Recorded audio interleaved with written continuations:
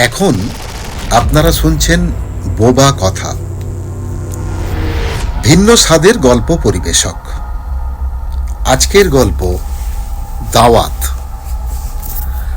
রচনা অঙ্কনজ্যোতি চক্রবর্তী, কণ্ঠে উজ্জ্বল চক্রবর্তী। 1946 সাল। দেশে লাগলো জাতিদাঙ্গা। দেশ তখন উত্তাল। সর্বত্র হানাহানি, কাটাকাটি, সে যেন এক ভয়ঙ্কর বিভৎস পরিস্থিতি। শহরে 144 ধারা। গভীর নিস্তব্ধতার বুক চিরে শোনা যাচ্ছে অস্পষ্ট কাতর আর্তনাদ। বাতাসে বারুদের গন্ধ। রাস্তা ঘাটে যত্রতত্র ছড়িয়ে ছিটিয়ে পড়ে আছে মানুষের কাটা লাশ। পচা মাংসের গন্ধে বাংলার বাতাস হয়ে উঠেছে বিষাক্ত। সর্বত্রই ভীত সন্তস্ত পরিবেশ। একটা চাপা উত্তেজনা আর তীব্র উৎকণ্ঠা গ্রাস করেছে সকলকে। তার উপর চলছে অগ্নিসংযোগ ও লুটতরাজ। চারিদিক শুনশান। মাঝে মধ্যে শোনা যাচ্ছে মিলিটারি সাঁজোয়া গাড়ির ঘর ঘর শব্দ আর ভারী বুটের গম্ভীর আওয়াজ। এমন পরিস্থিতিতে ঈদের আগের দিন রাতে রহিম মিয়া ও তার একমাত্র ছেলে আব্বাস গামছা কলের কাজ বন্ধ হয়ে যাওয়ায় কলকাতা থেকে বাড়ি ফিরছে। অতঃপর আব্বাস, এই আব্বাস, আব্বাস, বাপজান, তোর ভয় করছে না রে? একদম মাথা তুলিস না। ওই প্রাচীরের গা ঘেঁষে গুঁড়ি মেরে মাথা গুঁজে বসে থাক। আমি যখন বলবো তখন ছুটতে শুরু করিস। আমরা প্রায় এসে পড়েছি, আর একটু বাকি। ওই তেমাথানি মোড়ের পর বড় রাস্তা, তারপর একটু গিয়ে একটা সরু শুকনো খাল, সাঁকো পেরিয়েই সেজুতির ঘাট। ব্যাস, বুড়িগঙ্গা সাঁতরে বাপ বেটায় চলে যাব বাদামতলির ঘাটে। আব্বু, ও আব্বু, আব্বু, এটা কি হিন্দু এলাকা না মুসলিম? প্রাচীরের ওদিকে কারা যেন ছুটে আসছে। কথা শোনা যাচ্ছে আব্বু।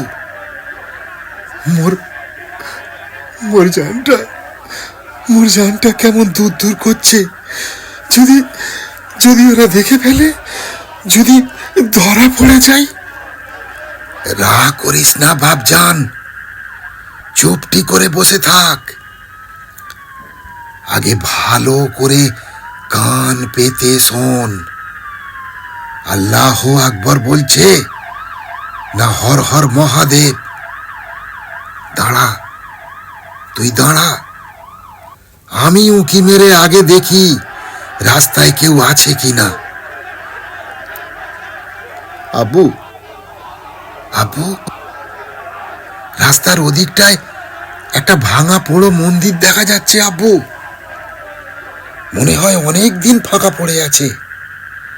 লোকজন থাকে না বললেই চলে। ওই মন্দিরের ভেতরে গা আড়াল দিলে হয়তো প্রাণে বেঁচে যেতে পারতাম আব্বু। চুপ কর বাপজান, চুপ, একদম রাগ করবি না। একটা মিলিটারি গাড়ি টহল দিয়ে চলে গেল। চারিদিকটা কেমন যেন নিস্তব্ধ, থমথমে। কিছুক্ষণ আগে পাশের বস্তিতে কারা আগুন লাগিয়ে দিয়েছে। তা থেকে এখনো ধোঁয়ার সাথে পোড়া মাংসের গন্ধ ছড়াচ্ছে। সময় বুঝে রহিম আর তার ছেলে আব্বাস অন্ধকারের মধ্যে প্রথমটা হামাগুড়ি দিয়ে, তারপর প্রায় দৌড়ে গিয়ে ওঠে ওই ভাঙা মন্দিরের ভেতর। মন্দিরের ভেতরটা ভাঙাচোরা, চুন সুরকি খসে খসে পড়ছে। ফাটলে ফাটলে গাছপালা গজিয়ে উঠেছে। কুকা বন্ধকারে একটা ছোট্ট কুঠরির মধ্যে আশ্রয় নেয় দুজনে। ক্ষণেক পরে দেখে হাত পাঁচেক দূরে একটা স্তূপাকৃতি আবর্জনার মাঝে একটা কালো মাথা, তার ভয়ার্ত দুটি চোখ তাকিয়ে আছে করুণ আকুতি নিয়ে। তিনজনের মধ্যেই পরস্পর তাকিয়ে আছে, কারো চোখে পলক পড়ছে না, কথা বলার সাহস কারও নেই। একটা দমবন্ধ গুমট পরিবেশ আর দীর্ঘ নিস্তব্ধতা। কে কে ওখানে?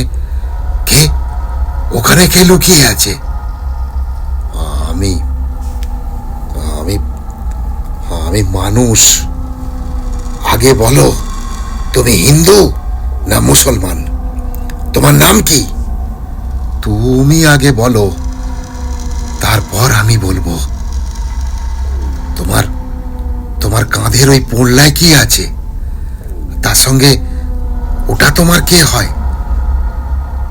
দেখো ভাই, দেখো ভাই, আমরা আমরা হিন্দু বা মুসলমান যাই হই না কেন, প্রত্যেকেই বিপদে আছি। এই বিপদ থেকে বাঁচতে হবে আমাদের। আগে জীবন, তারপর জাত ধর্ম। হ্যাঁ, এই কথাটা কিন্তু তুমি ঠিক বলেছো ভাই। আমিও আমিও আমিও প্রাণ বাঁচাতে এইখানে আশ্রয় নিয়েছি। কি করব ভাবতে পারছি না। আমি আমি বাঁচতে চাই ভাই, আমি বাঁচতে চাই। চাচা, চাচা, আমি আব্বাস, উনি আমার বাবা রহিম মিয়া। আপনার নাম কি? কোথায় যাবেন? আমি আমি কুলতলির ধীরাজ গায়েন। ও আচ্ছা আচ্ছা, তা ধীরাজ ভাই, একটা বিড়ি খাবে নাকি? হ্যাঁ, দিন না, তাহলে তো ভালোই হয়। এই নাও ধীরাজ ভাই, এই নাও। ধীরাজ ম্যাচিসটাকে সন্তর্পণে জ্বালে। দুজনে বিড়ি ধরিয়ে টান দিতে থাকে। উভয়ের মধ্যে যে ভয়ের মেঘটা জমেছিল তা এতক্ষণ কেটে গেছে। তিনজনেই তখন বাঁচার জন্য মরিয়া হয়ে উঠেছে। কিছুটা দূরে আবার চিৎকার চেঁচামেচির শব্দ শোনা যায়, সাথে চাপা কান্নার আওয়াজ। সাঁজোয়া গাড়ির সাইরেন বাজছে, ভারী বুটের শব্দ। আবার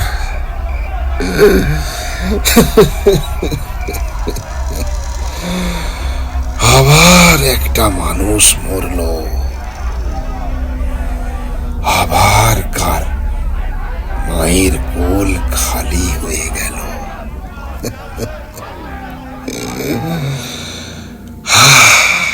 আল্লাহ, না জানি আর কত লোকের জীবন যাবে। আল্লাহ, তুমি আমাদের রক্ষা করো। কি জানো রহিম ভাই, কিছু স্বার্থপর মানুষ নিজেদের ফায়দা লোটার জন্যে দেশে দাঙ্গা বাঁধিয়ে দেয়, আর আমরা অত শত না বুঝে ভাই ভাই খুনোখুনি করি, লাটালাটি করি, কাটাকাটি করে মরি। ওরা সব পারে রহিম ভাই, ওরা সব পারে। স্বার্থের জন্যে ওরা সব পারে। মানুষের জীবন ওদের কাছে কুকুর শিয়ালের মতো।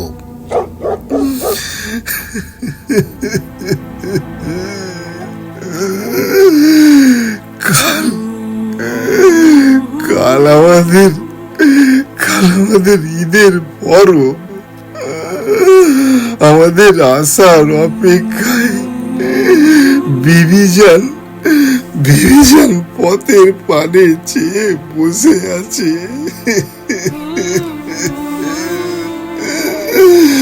কচি কাঁচাগুলো ঘরে বসে একটা একটা করে দিন গুনছে। তাদের দাদু নতুন জামা কাপড় কিনে আনবে। নতুন জামা কাপড় পরে ঈদের চাঁদ দেখবে। কত আনন্দ করবে, কত মজা করবে।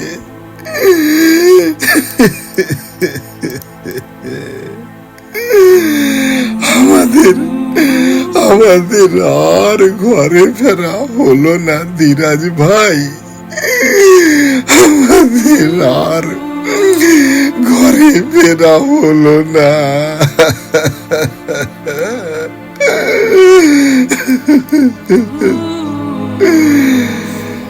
রহিমকে বুকে জড়িয়ে ধরে ধীরাজ সান্ত্বনা দিতে থাকে।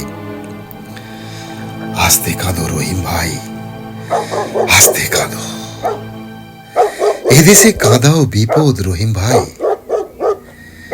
কেউ শুনে ফেলতে পারে, তখন আমরা সবাই মরবো, তুমি, আমি, আব্বাস, সবাই। চুপ করো ভাইজান, চুপ করো। আমার আমার কথাটা একবার ভাবো তো, ঘরে অসুস্থ বাবা মা, একটা বিধবা বোন, আমার আমার একটা বউ আর একটা ফুটফুটে সুন্দর ছেলে।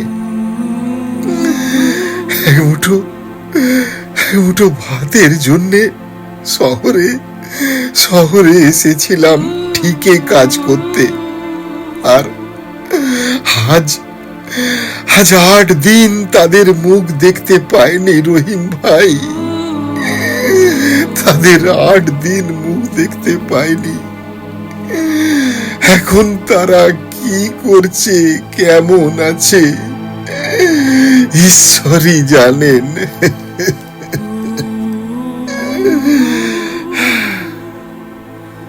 তখন গভীর রাত,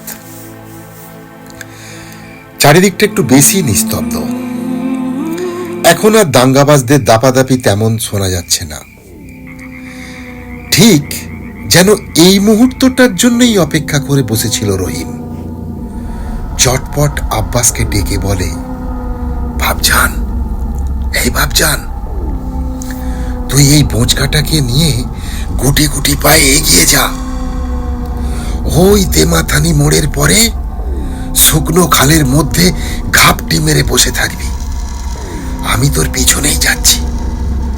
তারপর সাঁকো পেরিয়ে বুড়িগঙ্গায় ঝাঁপ দেব বাপ বেটায়। যা যা বাপজান, আল্লাহর নাম নিয়ে প্রাণ বাঁচিয়ে এগিয়ে যা। আদাব ধীরাজ চাচা, আদাব। হয়তো আর এই জীবনে আপনার সঙ্গে কোনোদিন দেখা হবে না, হবে কিনা জানিও না। ঈদের দাওয়াত রইল আপনার, আপনি অবশ্যই কিন্তু আসবেন। আব্বাস, আব্বাস, আব্বাস, একবার আমার বুকে আয় না বাপ, একবার তুই আমার বুকে আয়। আব্বাস, বাবা সাবধানে যাস রে, ভগবান তোকে রক্ষা করবে। আব্বাস, ভগবান তোকে রক্ষা করবে, সাবধানে যা বাবা। আব্বাসের জন্য চোখ বুজে ভগবানের কাছে প্রার্থনা করল ধীরাজ। কাঁদতে কাঁদতে রহিম আব্বাসের কপালে স্নেহ চুম্বন এঁকে বিদায় দিল। ঘুটঘুটে অন্ধকারে ভয়ে আব্বাস অতি সন্তর্পণে বড় রাস্তায় হামা গুড়ি দিয়ে এগিয়ে যাচ্ছে। তেমাথায় পৌঁছানোর আগেই একদল দাঙ্গাবাজ যুবক ঘিরে ধরল আব্বাসকে। প্রচন্ড ধস্তাধস্তি শুরু হলো, লাঠি পেটানোর আওয়াজ শোনা যাচ্ছে। হঠাৎ হঠাৎ একদল জানোয়ার ঝাঁপিয়ে পড়ে আব্বাসকে রাস্তায় ফেলে চেপে ধরে ছুরি দিয়ে গলার নলিটা কেটে দিল। বীভৎস যন্ত্রণায় ছটপট করছে আব্বাস। তাজা লাল রক্তে ভেসে যাচ্ছে পাকা রাস্তা। কাঁধের পোঁটলায় রাখা জামা কাপড়গুলো তাজা রক্তে ভিজে লালে লাল। তারপর তারপর থরথর থরথর করে কাঁপতে কাঁপতে হঠাৎই কেমন একটা সময় নিথর হয়ে গেল আব্বাসের দেহটা। রহিম মিয়ার চোখে তখন আগুন ঝরছে, হিংস্র দানবের মতো ফুঁসছে। ঝড়ের গতিতে মন্দির থেকে বেরিয়ে বাপজান বাপজান বলে তেমাথায় পৌঁছালো। পুত্রের গলা কাটা দেহটাকে জড়িয়ে ধরে আব্বাস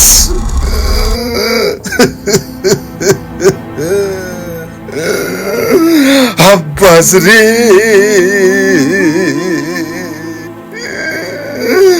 ভাবজান আমার, আব্বাকে ছেড়ে চলে গেলি রে ভাবজান। ফিরে আয়, ফিরে আয় বাপ, আমি তোকে ছাড়া কেমন করে বাঁচবো রে ভাবজান।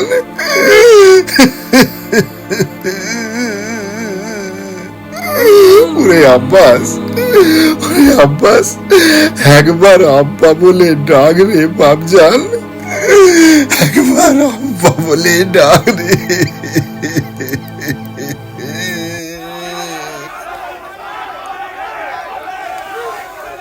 কান্নার শব্দে একদল লোক হই হই রই রই করে ছুটে আসছে। হয়তো এক্ষুনি তারা রহিম ভাইকে ধরে ফেলবে। একটা চাপা উত্তেজনা আর উৎকণ্ঠায় শিউরে ওঠে ধীরাজ। ভয়ে বুকের ভেতরটা কেমন ধড়ফড় করছে তার। তারপর ভগবানকে ডাকছে তারও স্বরে। গতিক বুঝে রহিম মিয়া আব্বাসের গলা কাটা লাশটাকে কোলে তুলে ঊর্ধ্বশ্বাসে অন্ধকারের মধ্যে কোথায় যেন মিলিয়ে গেল। তারপর তারপর আর তাদের দেখা গেল না। অধীর প্রতীক্ষার পর রমজান মাসের শেষে আকাশে এক ফালি ঈদের চাঁদ উঠেছে। একরাশ ভয়, উত্তেজনা আর আতঙ্কের মাঝেও ঈদের পরব পালিত হচ্ছে। পরস্পর পরস্পরকে বুকে জড়িয়ে আলিঙ্গনে ব্যস্ত। এদিকে রহিম মিয়া একাকী আব্বাসের কবরের সামনে বসে। তার দু চোখ থেকে গড়িয়ে পড়ছে অশ্রু জল, ফোঁটা ফোঁটা করে কবরের মাটিতে। নিস্তব্ধ পরিবেশে একটা দীর্ঘশ্বাস আর কাতর আর্তনাদ। এদিকে মসজিদ থেকে ভেসে আসছে পবিত্র আজানের ধ্বনি। আজকের গল্পটা শুনে আপনাদের ভালো লাগলে আমাদের উৎসাহিত করার জন্য চ্যানেলটাকে সাবস্ক্রাইব করবেন, লাইক দেবেন ও শেয়ার করবেন। আগামী শনিবার ঠিক রাত 9টায় নতুন গল্প নিয়ে আপনাদের সাথে আবার দেখা হবে আমার। আপনাদের সকলকে অসংখ্য ধন্যবাদ। সবাই ভালো থাকুন, সুস্থ থাকুন এই কামনা করি।